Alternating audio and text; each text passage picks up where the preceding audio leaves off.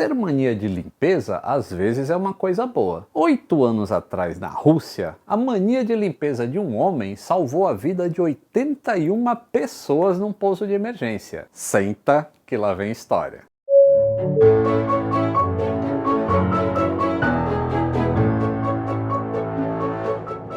Saudações aeronáuticas! Tudo bem com vocês? Авиационный привет, как у вас дела? Olha só, esse vídeo tem muitos nomes em russo e por causa disso eu vou precisar de uma pequena colaboração. Eu vou falar os nomes como eu acho que é pronunciado e a Dasha, que é russa, aparece depois falando como que é a pronúncia de verdade, tá bom? A Dasha, para quem não conhece, ela é a esposa do Wally, que tinha o canal Onde Está o Wally. Mas depois que ele se achou, ele mudou o nome do canal para Wally e Dasha Pensando Alto. A gente ainda vai fazer mais vídeos juntos, porque vocês sabem, né? A história de aviação na Rússia ou na antiga União Soviética é o que não falta. Sabendo disso, já se inscreva no canal, ative o sininho e deixe o like, tá? É tudo de graça. E o endereço do canal do Wally tá aí embaixo na descrição. No dia 7 de setembro de 2010, que era o dia da independência aqui no Brasil, um avião da companhia russa Alrosa decolou do aeroporto de Udakty, Удачный. na Sibéria, levando 72 passageiros e 9 tripulantes para um voo de 5 horas até Moscou. Esse voo foi feito num Tupolev Туполев. Tu-154, que era um jato de passageiros ainda do tempo da União Soviética, muito parecido com o Boeing 727. No tempo do comunismo, esse era o principal tipo de avião usado nas rotas domésticas da União Soviética e dos países ali do leste europeu. Mas quando caiu o comunismo e a Rússia se abriu para o mundo, ele não teve como competir com os aviões mais modernos da Boeing e da Airbus. E aos poucos foram desativando. Alrosa. É a última companhia aérea do mundo que ainda usa o Tu-154 em voos de passageiros, até hoje. Mas apesar da tecnologia ultrapassada, o Tu-154 tem a reputação de ser um avião muito robusto, que aguenta qualquer tranco. É um verdadeiro trator movido a vodka. E parece que isso é verdade mesmo, hein? Bom,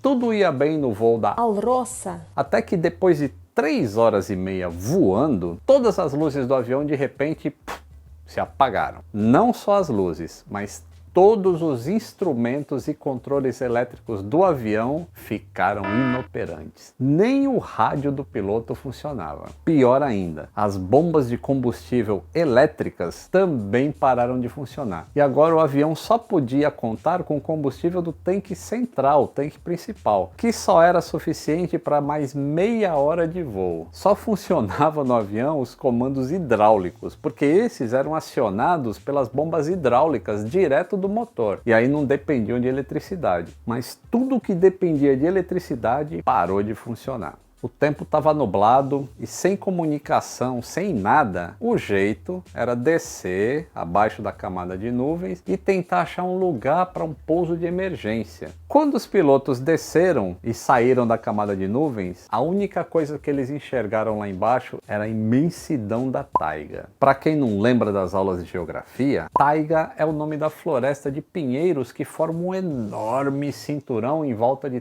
todo o Ártico, que aliás é o maior ecossistema de florestas do mundo. Eu sei que você achava que era a floresta amazônica o maior ecossistema, só que a taiga é maior ainda. Então, mano, pousar um avião numa mata fechada de árvores altas nem passou pela cabeça dos pilotos. Era suicídio tentar fazer isso. O comandante Evgeny Novoselov Евгений Новоселов. já estava se preparando para fazer um pouso de emergência num rio, que ainda seria muito perigoso, mas pelo menos tinha uma chance de dar certo. E aí, quando ele estava se preparando para o rio, de repente ele enxergou uma pista de pouso lá embaixo, no meio da floresta. Ele nem pensou duas vezes, se preparou para pousar lá, sem rádio, sem radar, sem instrumentos, tudo de olho e voando o avião na mão. Os flaps do avião também não funcionavam para reduzir a velocidade. Que é um para quem tá, né? Isso significava que ele ia ter que pousar rápido demais, mas não tinha outro jeito, tinha que fazer isso. Ele tentou a primeira vez, arremeteu,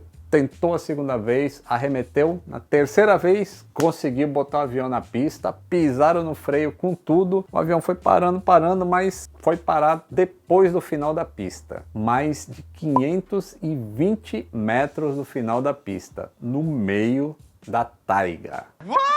O avião não explodiu, porque não era um filme de Hollywood, né? Senão teria explodido, e o valente Tupolev. ainda ficou quase intacto. E o principal, ninguém que estava a bordo sofreu um arranhão. O avião foi evacuado sem problemas pela saída de emergência e todo mundo depois pôde seguir viagem em outro avião que foi lá resgatar os passageiros. Новоселов. Deve ter ganhado muita vodka de presente depois de pousar um avião naquelas condições e ninguém sair ferido, mano. Depois que eles pousaram lá, é que eles ficaram sabendo que eles estavam em Ishma, Ижма. uma cidadezinha minúscula na República de Komi, Коми. uma região quase despovoada da Rússia, quase no Ártico. O aeroporto tinha uma pistinha só de 1.300 metros, muito menos do que um Tu-154 precisa para pousar em segurança. E estava desativado há 12 anos. Lá só pousava helicópteros no pátio e ainda muito de vez em quando. Só que aeroportos abandonados no meio de uma floresta ficam com a pista invadida pelo mato, né? Por galho de árvore, pedra, tudo. Imagina se o Туполев. tivesse colidido com galhos durante o pouso. Ia se transformar em um acidente na certa, porque ia estourar pneu, o avião ia sair da pista. Mas só que isso não aconteceu. Sabe por quê?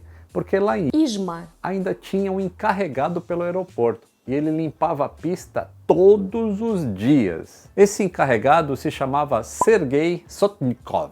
Сергей Сотников. E não importava o tempo, todo dia ele limpava aquela pista. Ele disse que o povo lá do lugar era muito sem educação, jogava lixo na rua, em qualquer lugar, e ele detestava isso. Então, pelo menos o lugar onde ele era responsável, que era o aeroporto, ele fazia questão que ficasse sempre limpo. Por causa dessa mania de limpeza dele, salvou a vida de 81 pessoas, porque o avião poderia ter se acidentado logo de cara se a pista não tivesse limpa. Depois, na investigação, descobriram que as baterias do avião tiveram superaquecimento descontrolado que derrubou todos os sistemas elétricos do avião. Os aviões soviéticos, aliás, eles não tinham tanta redundância de sistema quanto os aviões ocidentais. E, às vezes, quando uma coisa falhava, as outras que deveriam funcionar ou assumir o lugar daquela que falhou não acontecia.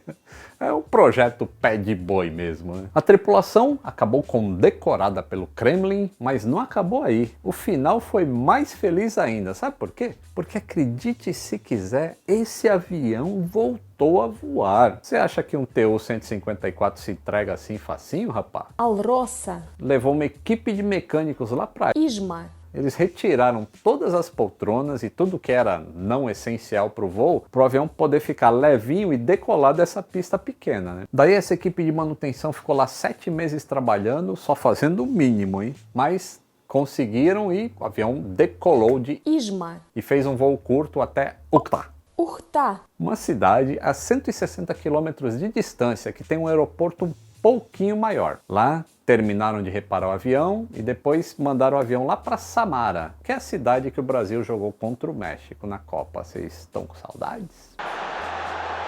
E lá terminaram de fazer os concertos e depois de mais alguns meses o Tupolev, ó, novinho em folha outra vez. E esse avião tá voando até hoje, cara. Aqui no tubo, inclusive, tem um vídeo de só 7 meses atrás que um passageiro gravou de um voo normal nesse mesmo avião, já com a pintura nova, né? E o voo de Moscou até Sochi, a cidade das Olimpíadas de Inverno e onde o Brasil ficou concentrado na Copa. Eu vou deixar o link do vídeo aí na descrição, tá bom?